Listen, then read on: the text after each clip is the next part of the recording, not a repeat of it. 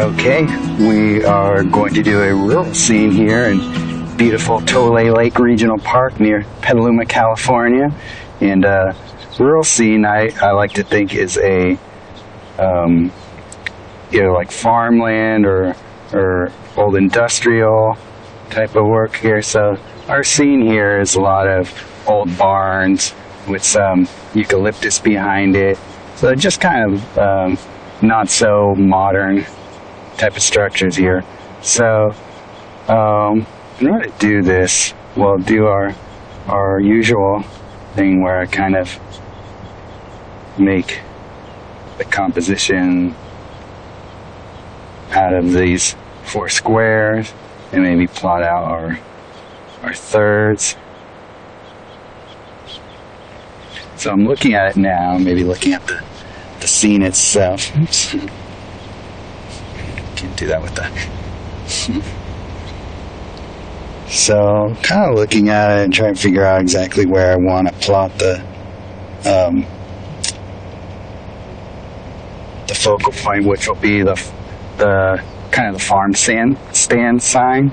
So I think what I want to do is just have it a little bit offset over here, so that sign is right there. And all right, we're just going to quickly sketch in our scene here, which is a little more complicated than normal, so it might take a little more time to figure things out here. But what we could actually do is use a straight edge. This is just something I picked up at my local Tap Plastics, and what I could do is use it kind of as a ruler to draw straight lines with. So kind of hold it up to the angle you want to measure and then put it right on your canvas and draw it that way. So hold it up with your hand straight out or arm straight out, measure that angle, and then move it right down to where you want it on your canvas, and then you'll just transfer the angle that you're seeing right onto your drawing. So that's something I demonstrated in the drawing portion of the course, but just using it in action. So I like something like this because it's really stiff and hard to really mess up the angle of it. But you could use like a credit card or something like that if it's handy. Whatever it is, just make sure it's stiff enough to hold on to while you grip it, so that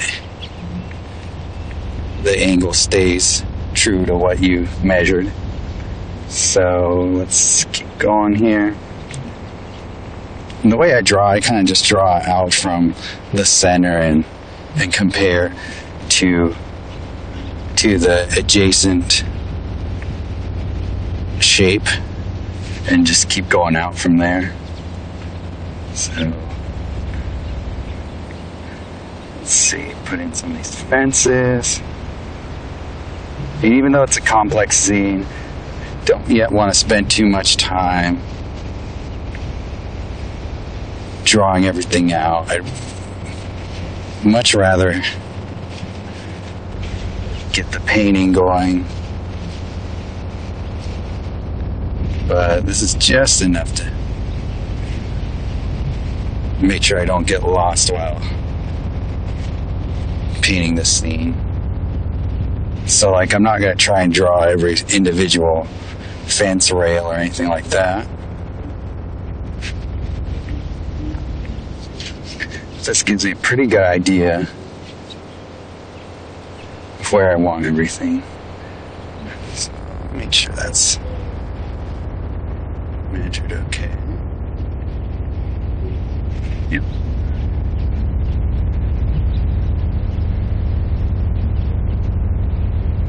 Draw the shapes of some of these trees back here. These eucalyptus are going to be nice strong verticals to have to offset all the horizontal lines that make up the fence and part of the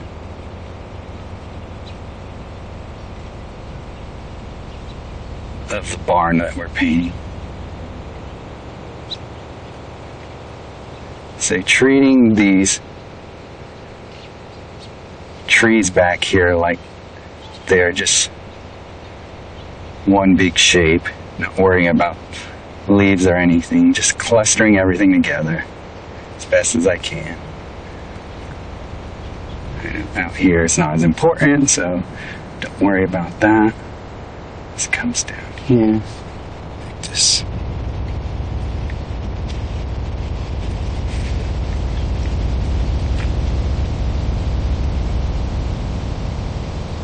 This little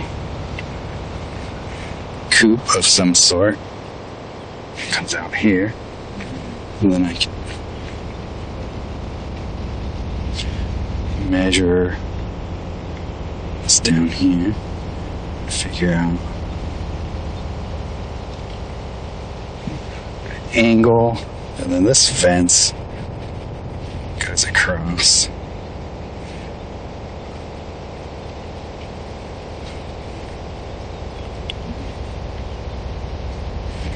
Okay.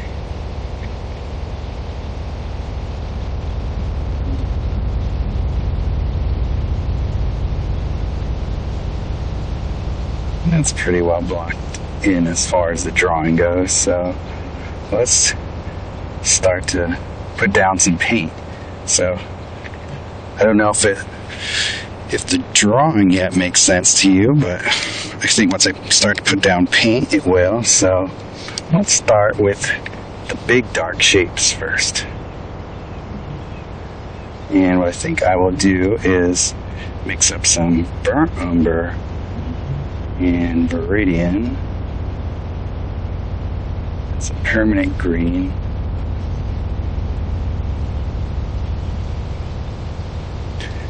that'll be kind of close to what I have here. So squint at everything and try and group all the darks into one mass with one color. Don't be afraid to thin out your mixture just a little bit to make sure you have enough to cover for now.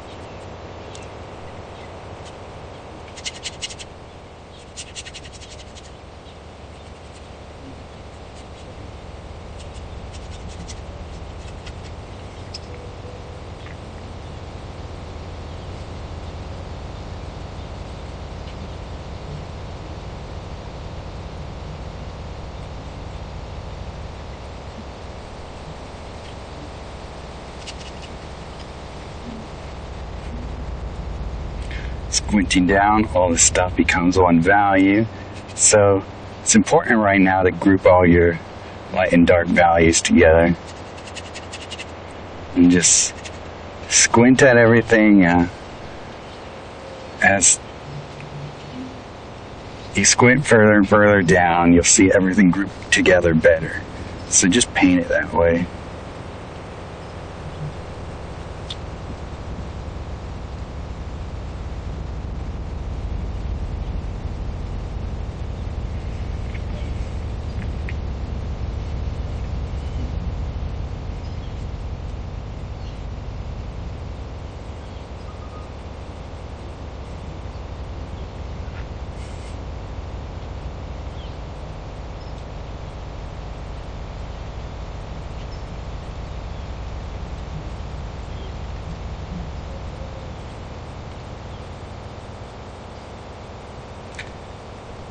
Added a little bit more blue into this mixture because it's the color of the barn in shadow. This comes down over here.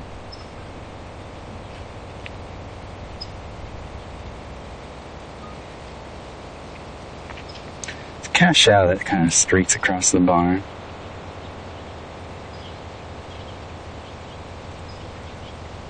Put that in. I will somewhat ignore the fence here. Just a little to put in the dark shadows that are behind the fence there. So that's all I'm doing there. And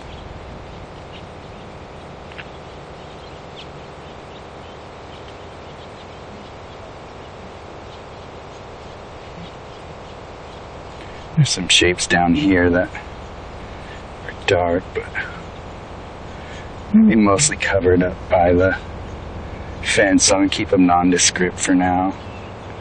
This coupe is bluish, so I mixed in some ultramarine blue into the color of the shadow.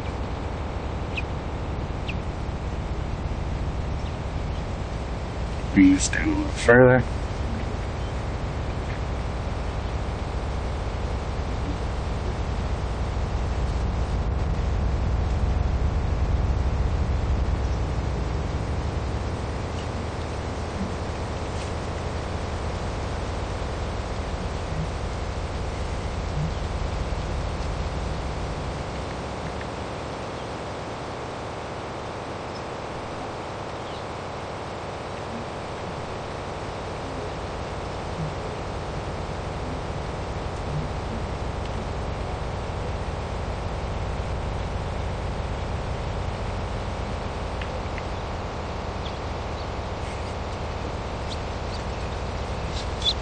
Okay, those are most of the dark shapes I see. So let's move into the light shapes.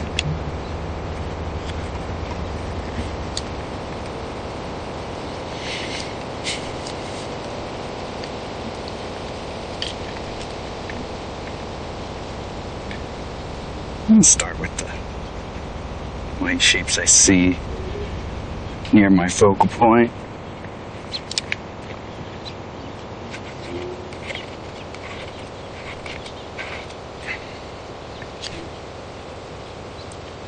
Grab a bunch of white, modify until I get the color I want.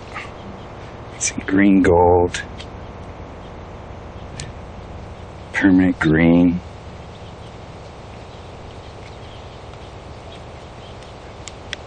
It's actually still fairly dark. You can get some yellow ochre in there.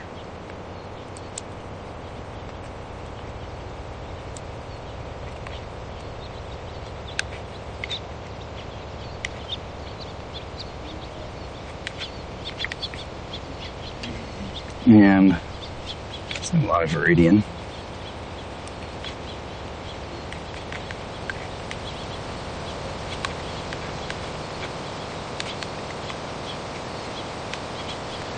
So this pile will be our white mixture, and we'll just modify it as we go. That's a little too bright still. That's ultramarine blue. That's too cool. Throw in some cadmium yellow. Okay. It's not perfect, but we'll fix that.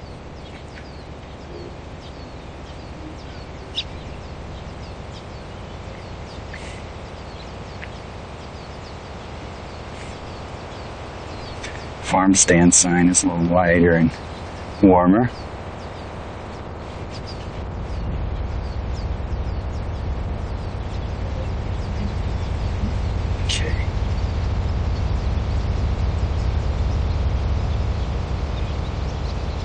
Moves down here.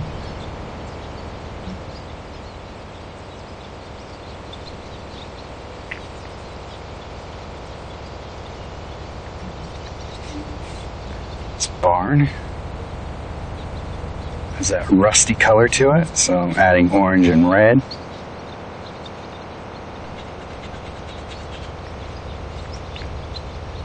A little burnt sienna into it. Burnt sienna is a good rust color. It's not warm enough. Added some yellow.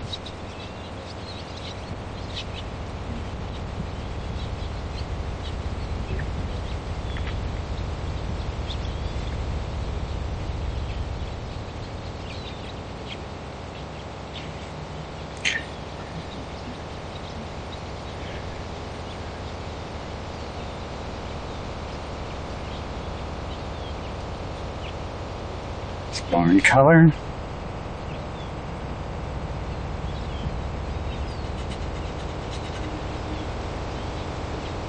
Or no, barn color, whatever that structure is. Side of it. Slider.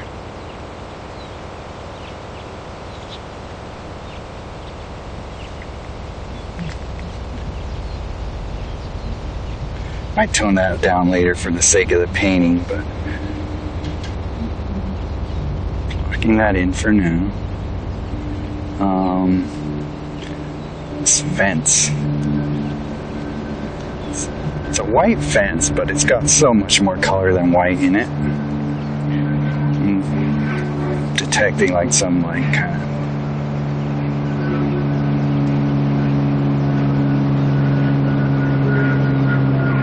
yellow and maybe a little brown in it. Paint that in as I see it.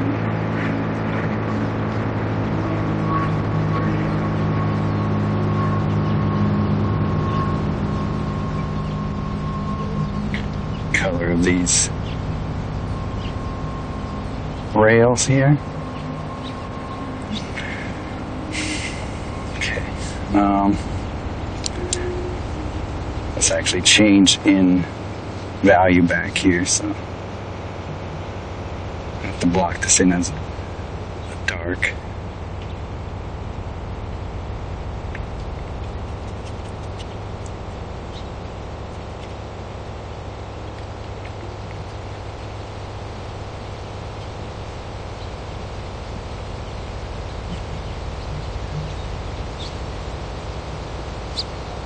Color these trees. Sort of a warm green.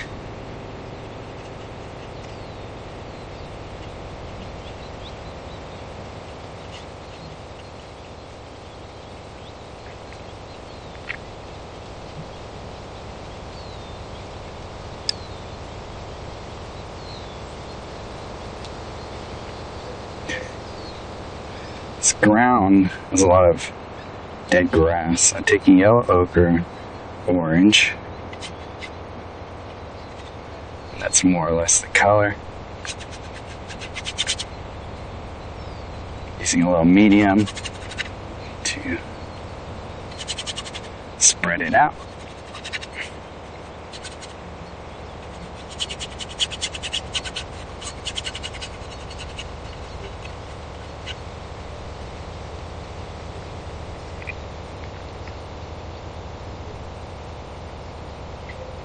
Now the color of this fence and shadow.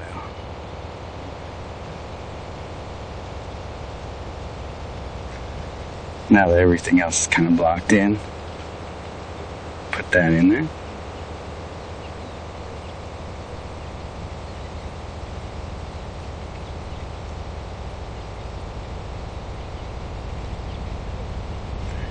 Really simplifying this down into basic shapes for everything.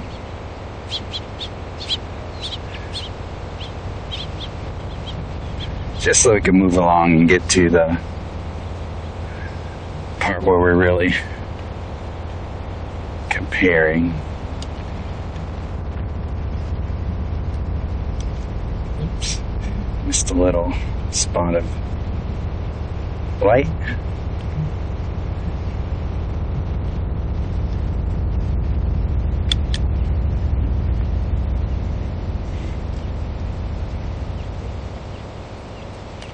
Going in this ultramarine blue with a little bit of orange to block in the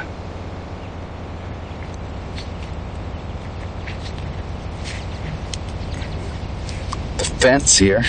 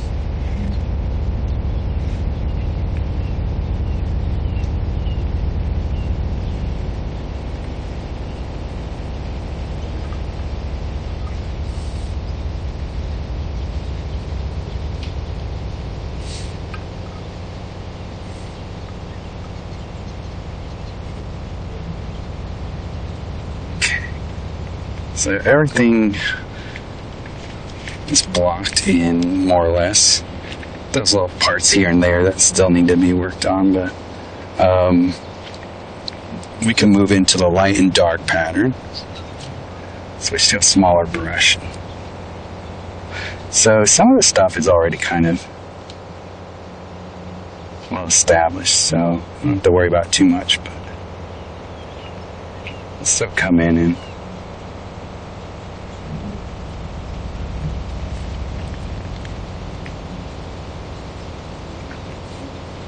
okay.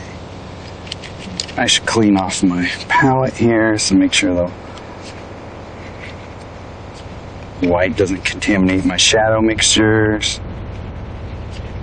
It's a surefire way to make your shadows look chalky. So I want to keep them fairly transparent. The way to do that is to avoid white in your shadows as best as you can.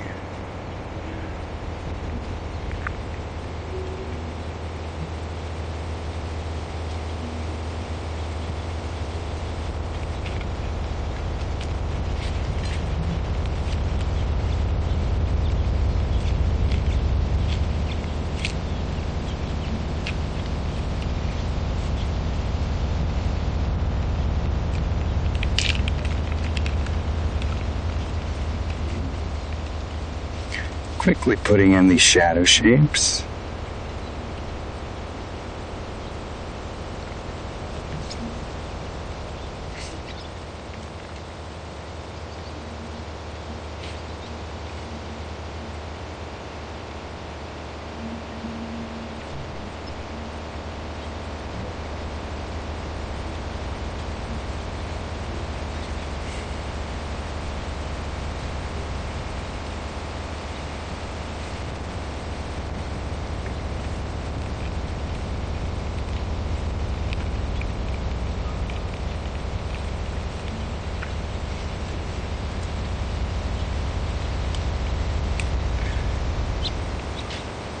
Some shadow up here that separates the color of that barn in the light, or the roof in the light. So,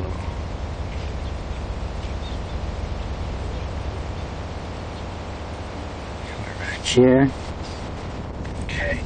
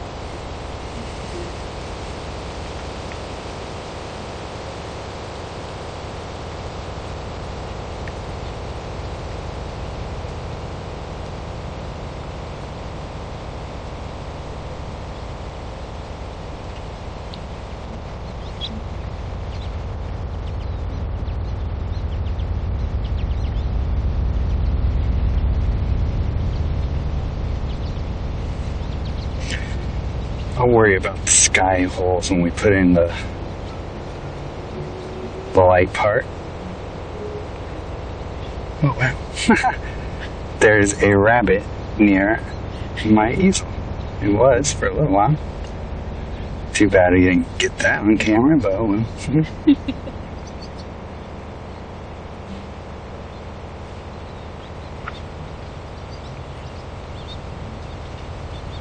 I don't know if a wild rabbit has ever gotten that close to me.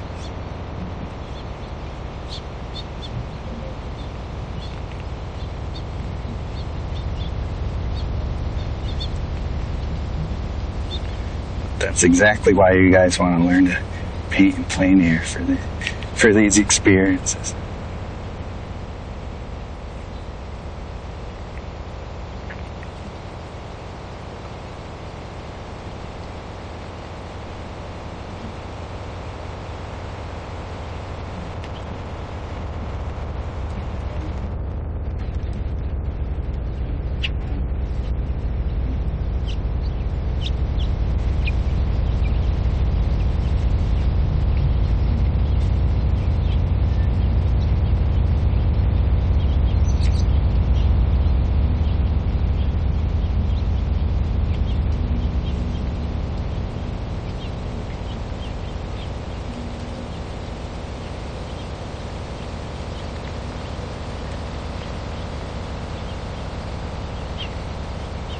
So even though I'm mindful of the fence, I'm still painting the things behind it in order to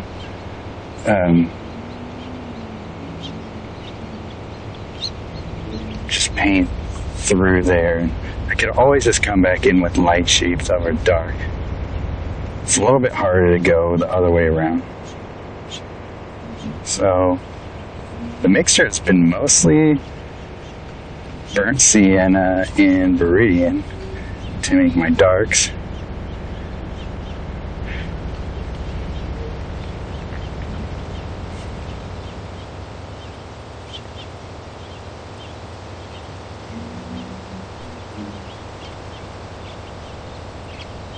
Some shadows down here.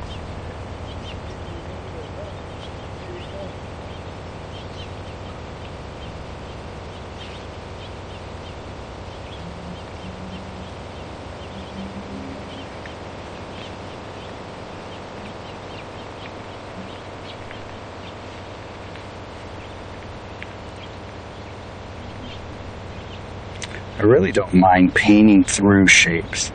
What I mean by that is just laying a brush stroke down on top of something else I already had painted, and if it's a shape that I had established already, it doesn't really matter. I could always just go back in and paint over it. It just gives it more of a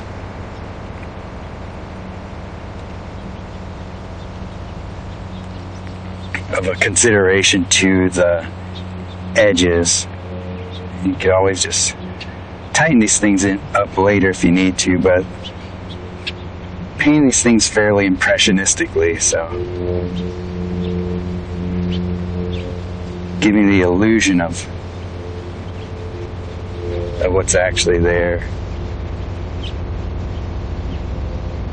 You don't actually have to paint every single little thing. Your eye will fill in a lot of the extra details. Okay.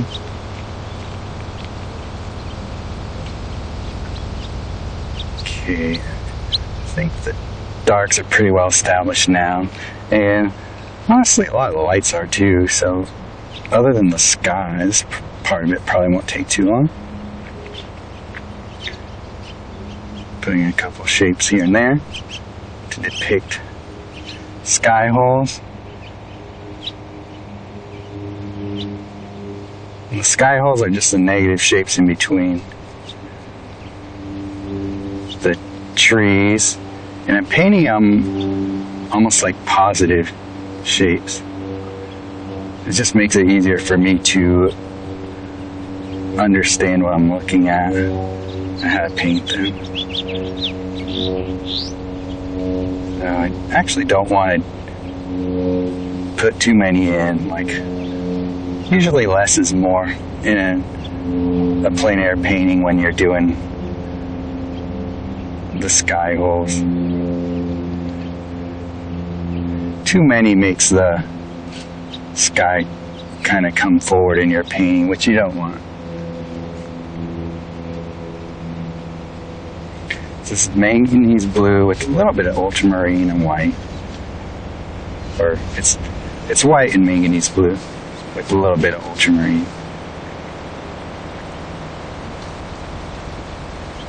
Squinting, trying to find the ones that are most important.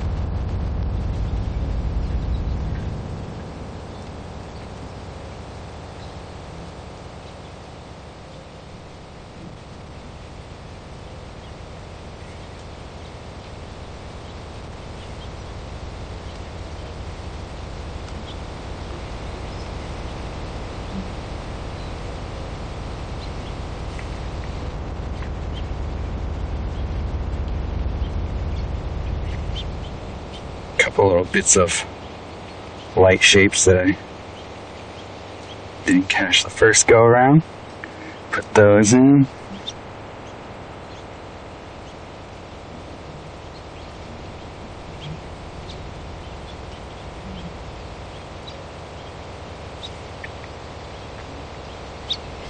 Blocking was kind of close to the light color anyway, so.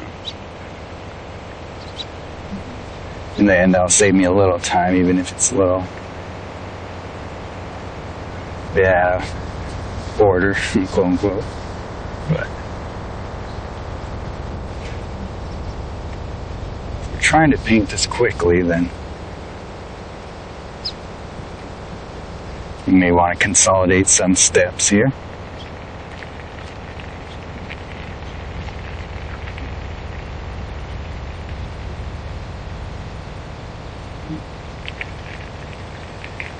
Another light shape we missed here.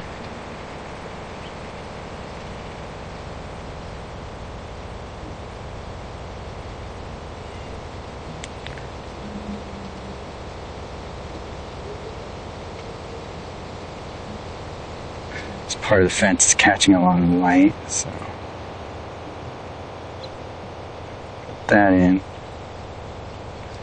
Paint these all as large shapes of light, and I could always come back in and add dark over it,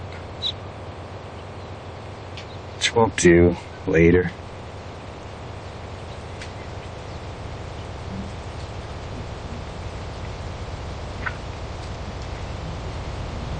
A little early to be putting in these highlights, but they're actually just helping me understand what I'm looking at more than being a final piece of the painting. Everything is always changeable in a plein air painting. You're never really locked into anything if you don't want to be.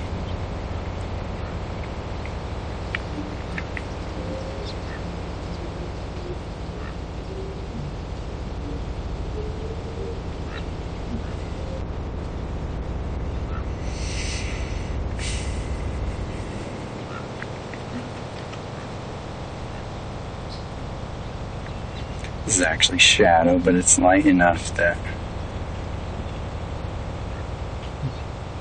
putting it in now. Okay.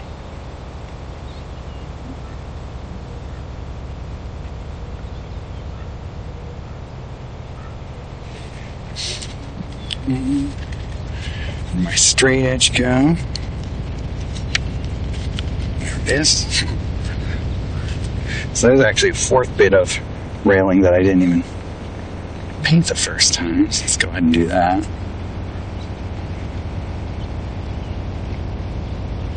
It's about there.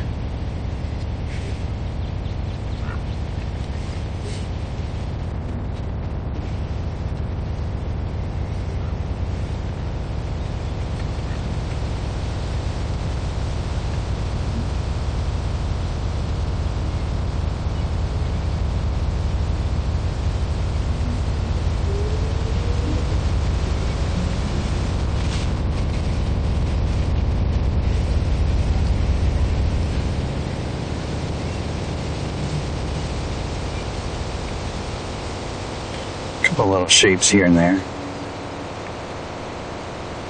that are light. It's like these weird stumps that don't know if I'll leave them painted that same way. I'm just putting them in now really quickly.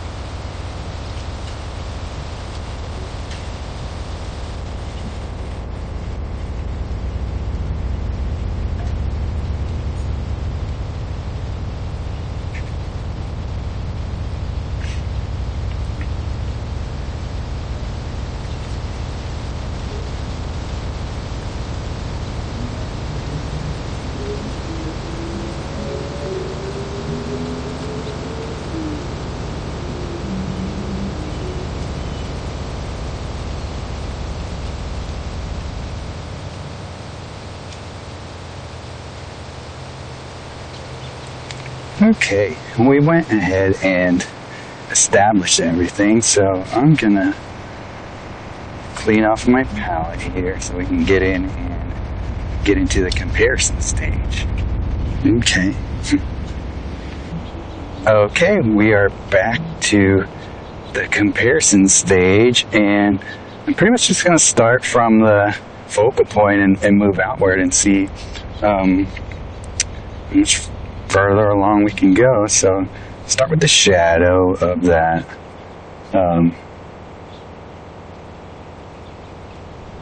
part of the barn that's sticking out here. And it's a little bit, just a tiny bit warmer than what I got there and darker.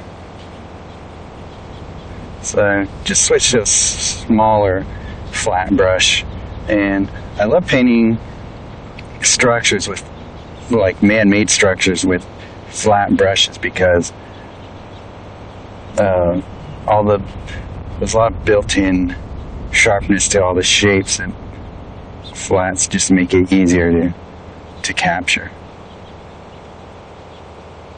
You just gotta be kind of deliberate with the way you lay your brush down, and it's a lot harder to make straight lines with your wrist at this angle. It's a lot easier if you hold the brush at an angle so that your arm can move the brush across the panel easier. And as always, you can just go back to your straight edge and use that if you need to.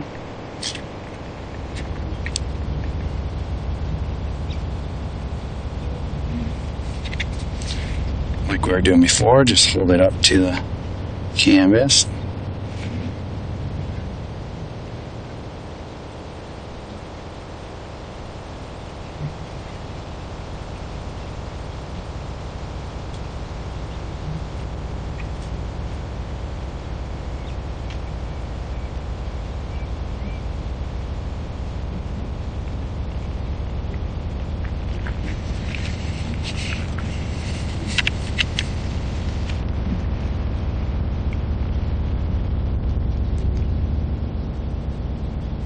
So the light's changing a little, which is changing the color of some of these big shapes overall.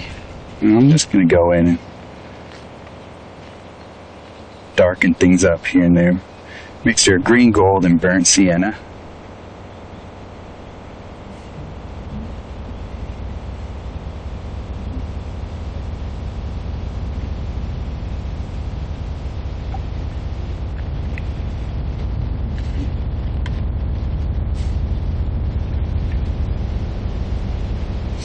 Going in and figuring out the actual shape or colors of the shadows in here, and putting in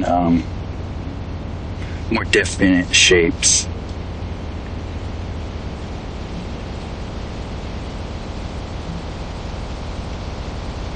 The shadow color is definitely influenced by whatever reflected light is bouncing into it. So there's a color of that green barn. If there's enough light on it, it's going to bounce some of that color of that green into the shadow. So that's why some of these shadows might be warmer than you think.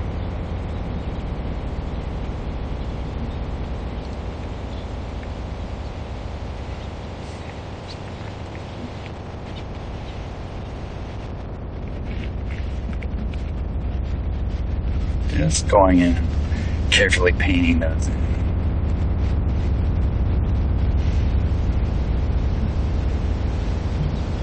It's actually paler and cooler up here.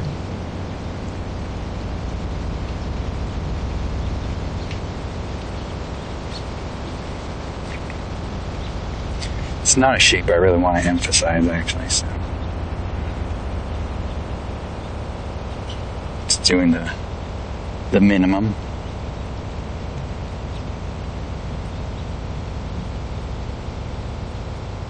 There's a little difference between this plane and the one next to it, so to pick that change, put some blue underneath the shadow there.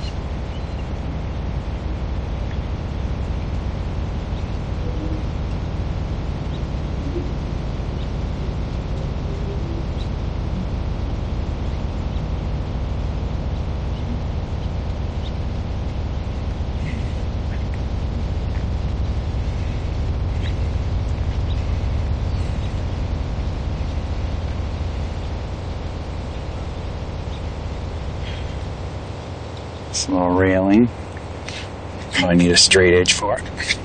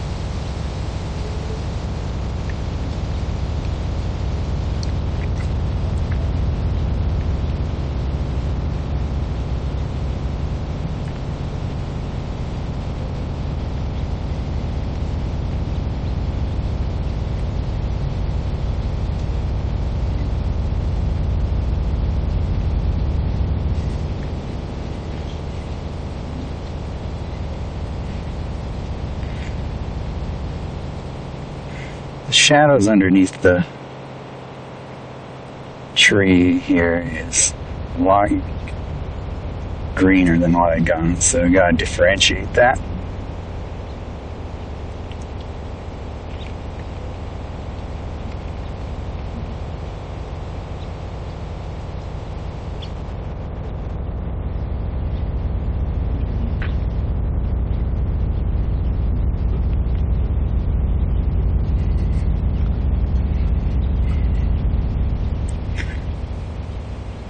Squinting at it to get the actual shadow shape. So that's really what's going to make it look like a tree, or the tree. Squinting and looking at those shadow shapes and trying to depict the little shapes accurately.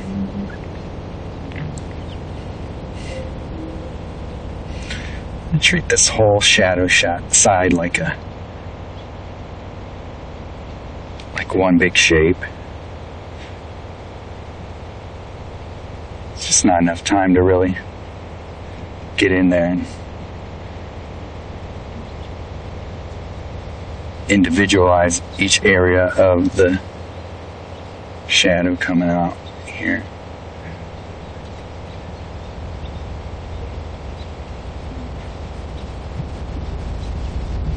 Try and do it accurately, but also very quickly, so have more time to work on the other things. This is really just to make that trees stand out more from the background.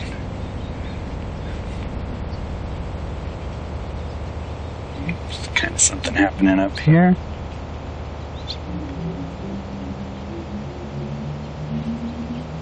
Okay. Move back down here.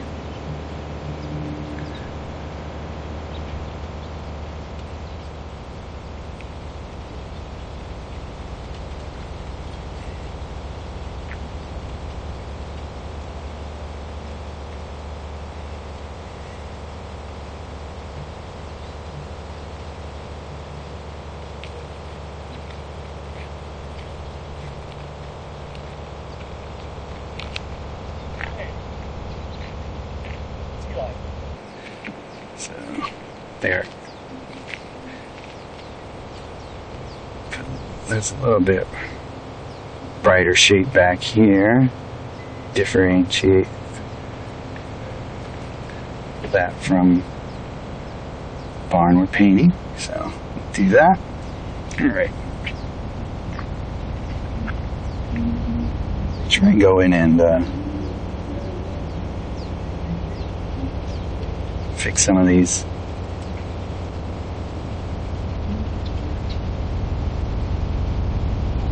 fence shapes and do a little bit impressionistically here.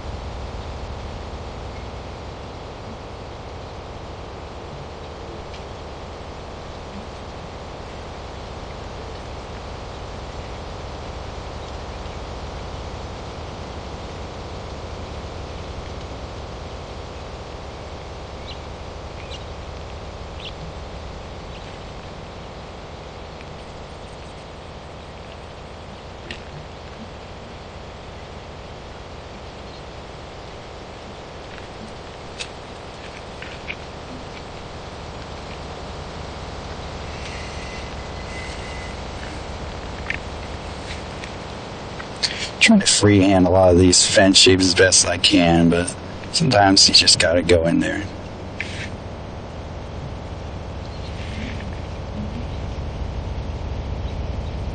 Put those in.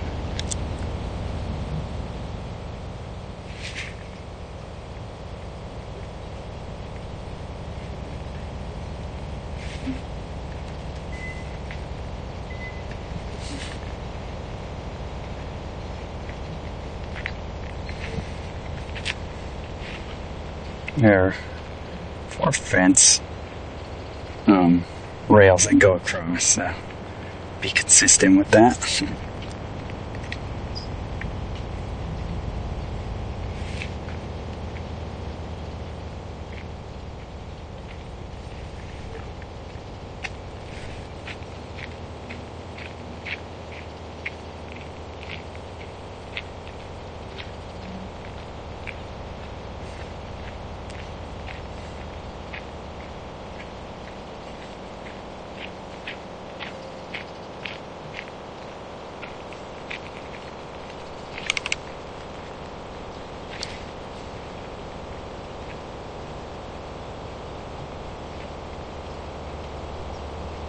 Back in with these darks, put them over the light shape to make the rail here.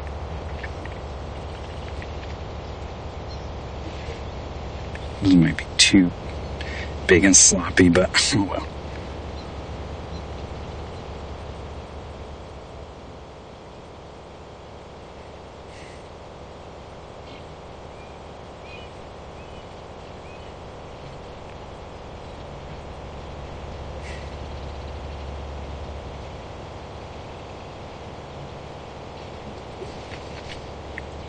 Time's running out a little bit here, so working a little faster,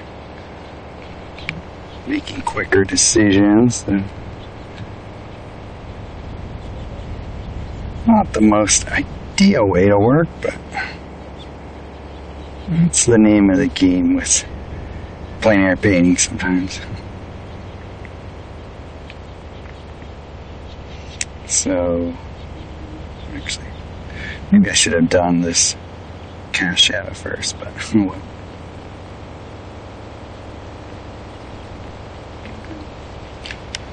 That kind of does the job. Okay, what else is down here? It's a little warmer and darker than what I had it.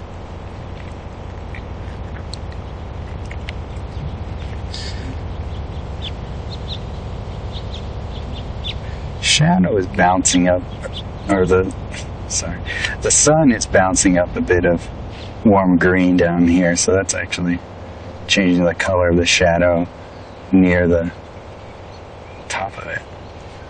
Put in that little bit of color variation. Down here it's actually a little cooler.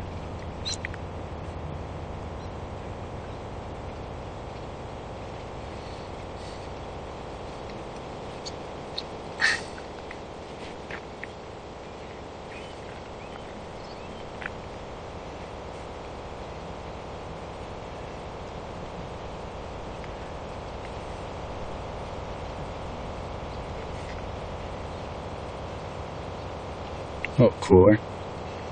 And some other variations in the shadow colors of these little stumps happening here.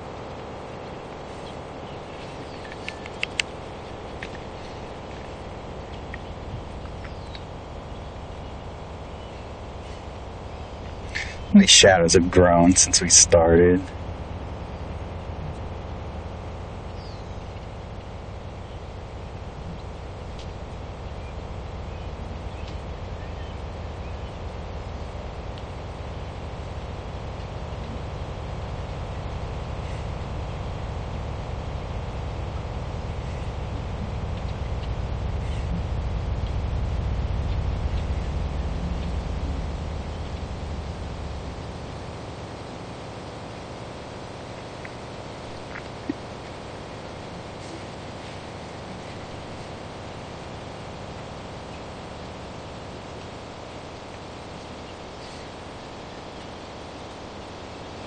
Indicate the trees there, or trees, the grass.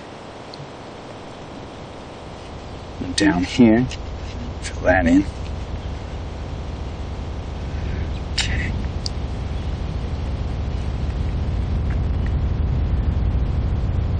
The sign is slightly blue.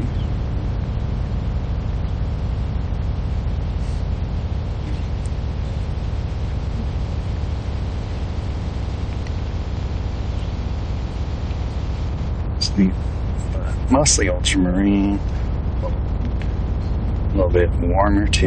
You put a little bit of yellow ochre.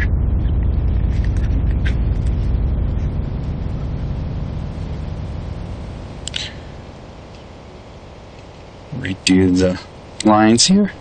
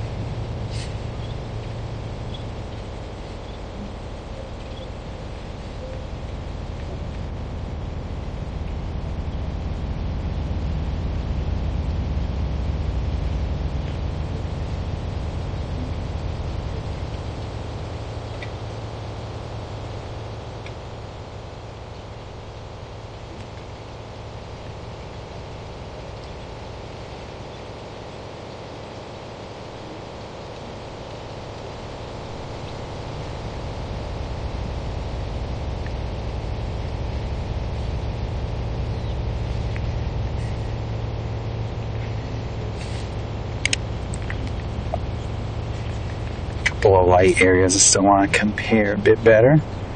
Get some white, cadmium yellow.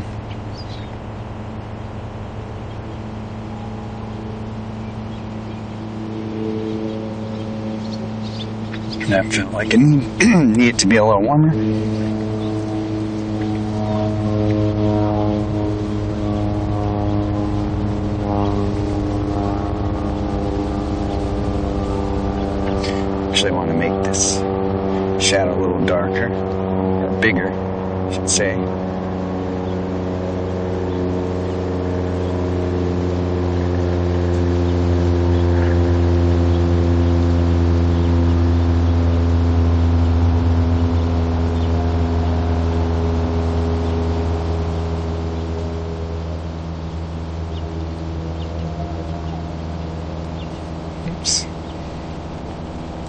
haphazard there.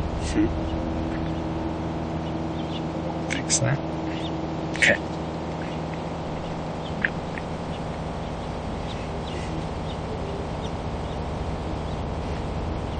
So over here got a lot warmer. Some orange in there. Okay.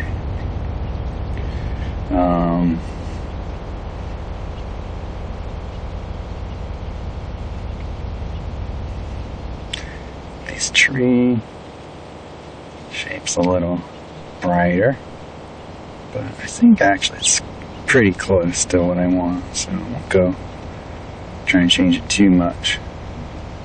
Less than a. It's just here and there.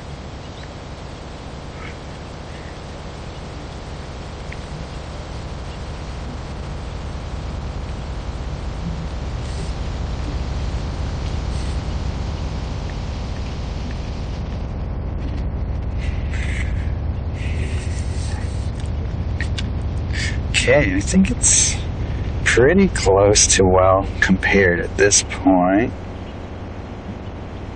And just in the interest of speeding things up a little bit, let's dive into refinement stage where we'll add some of the little essential details to really make this feel finished. Okay, let's do the refinement stage, and really refining for this one will be mostly just doing small details here and there, and just cleaning up little pieces, sharpening up an edge or two here and there. There are a lot of little details in this barn, but I don't think a lot of them will really do much to enhance. Otherwise, you could spend all day on this piece here trying to get all that in there, but instead I will try and focus on just some of the things that will just give a little bit more character and variation to what's already here. So we haven't done much to these eucalyptus trees, and there is actually a lot happening there. We don't want to do too much because it's the background, and the more detail you add, the more it will want to come forward. So just enough to suggest what's happening back there. I do love painting eucalyptus, and there's so much to be said for their silhouettes, but I'll just try and keep them situated in the background. There's some fun light happening on them, but too much of that will take away from your main subject, which will be the barn and everything happening in that barn.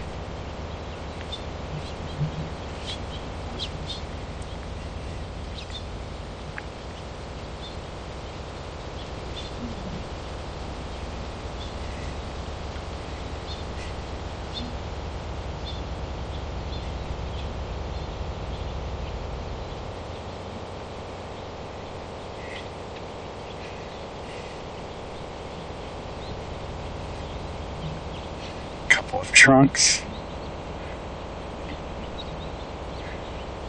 That's all you really need.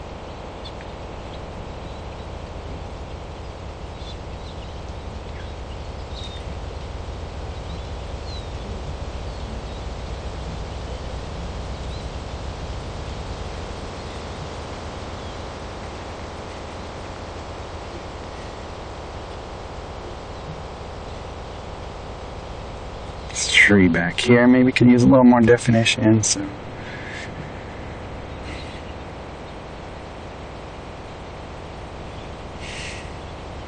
keeping with the character of the tree, I'm kind of dabbing it in against the grain of the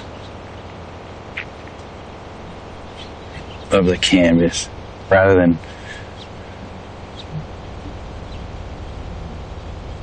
putting the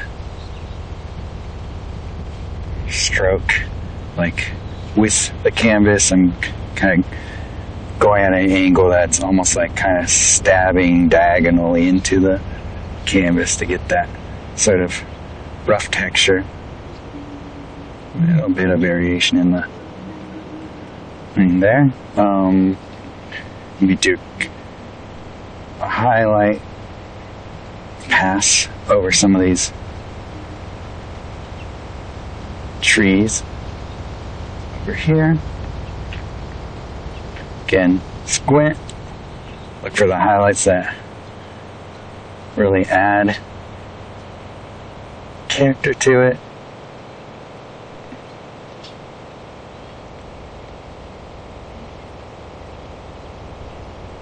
And don't go too overboard.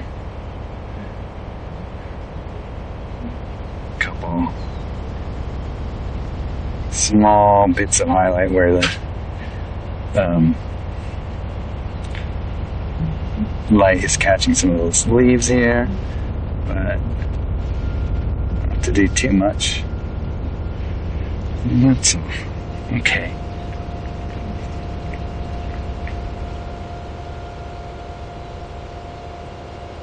Do a quick detail pass some of these areas.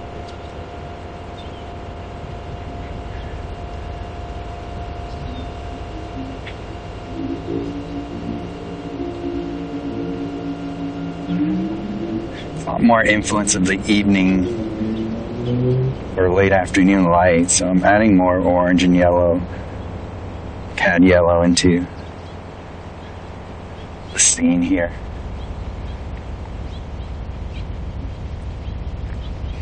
And okay, let me slow down a bit. Use this as a guide as I put in some of these highlights. Actually, let me switch to a smaller brush.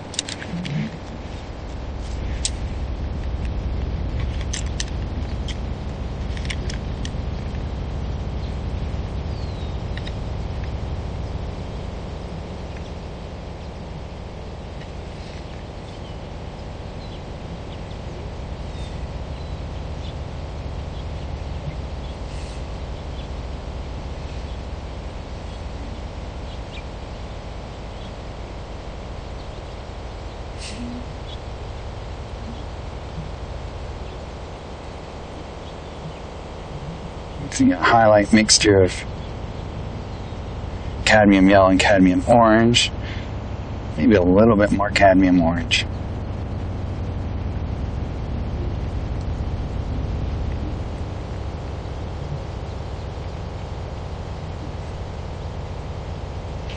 And just plugging in some of these details.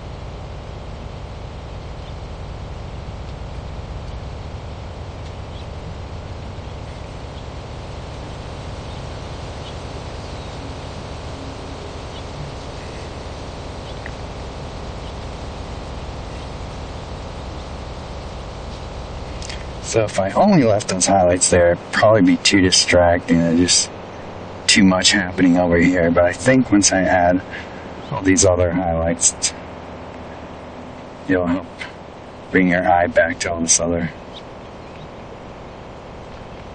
fun stuff happening over here.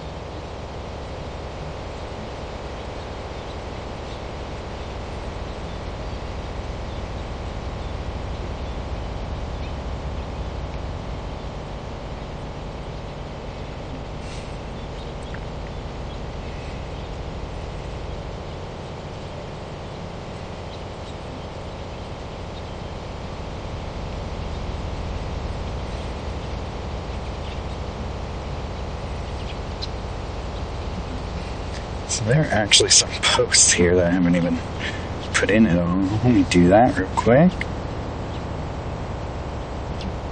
Let's see.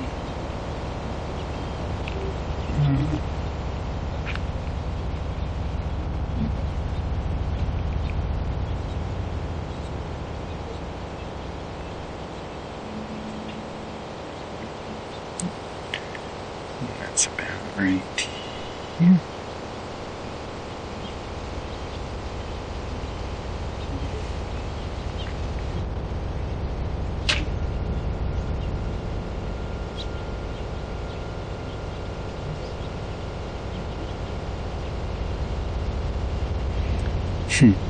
Those probably could have been spaced out a little bit more evenly, but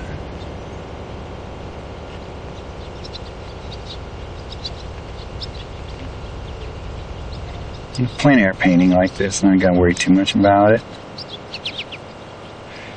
Very simple, just light and dark shape, and then the dark shape is just the overall shape of it, and then the light shape is the highlight. Okay. Losing our light pretty quickly. Don't know if I want to do much more to this. Maybe at the tops of these little trunks or what have you.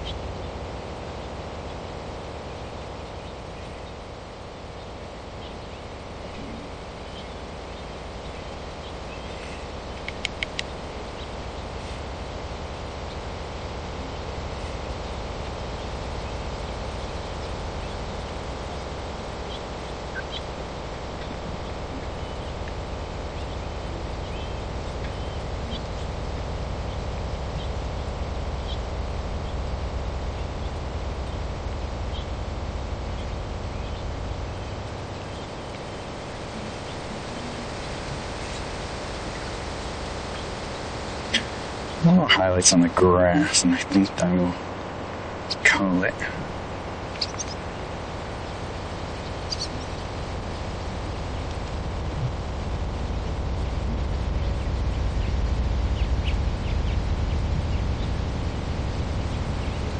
This might be a little too much white in them.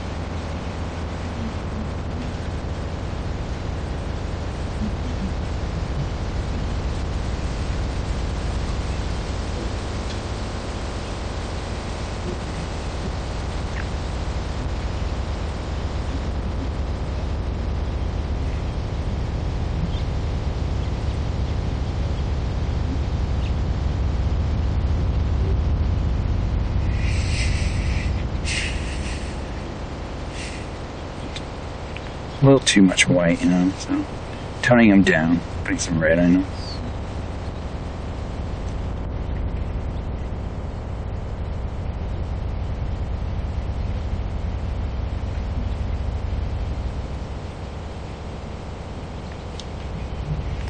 Lights moved a lot. There's a lot of cast shadows where they used to be like highlights. So.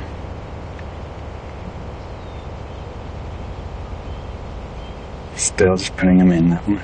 Alright, the last thing I'll do is kind of hint at some of the writing here.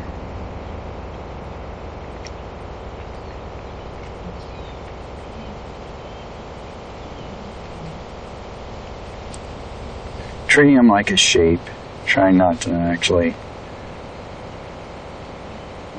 make it look too legible. It becomes a little distracting. Okay.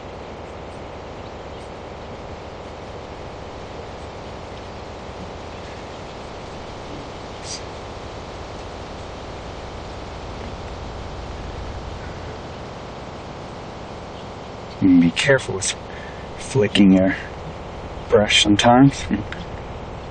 A couple little areas of sharp detail to really bring it home.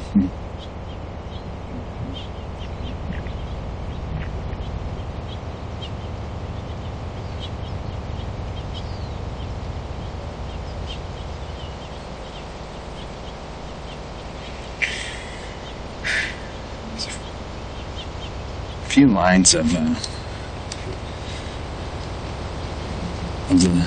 slabs of tin coming up, so those are actually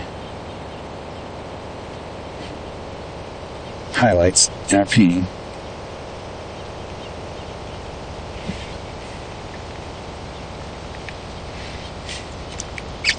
Okay, step back a bit.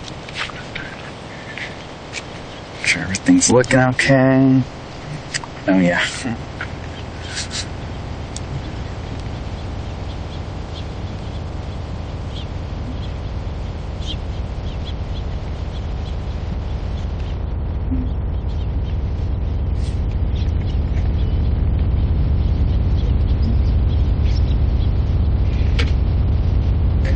Okay, well, light's changed enough. I don't think I could do a whole lot more to it.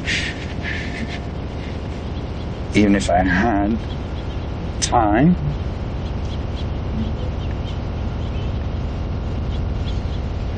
So, let's call this a painting.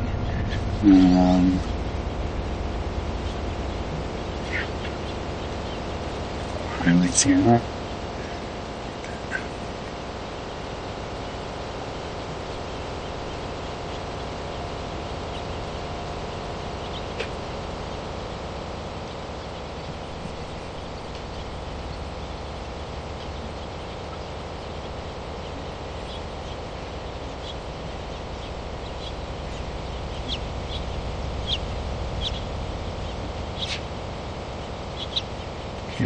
Roses. Okay, that is how I paint a rural scene using the ECR method.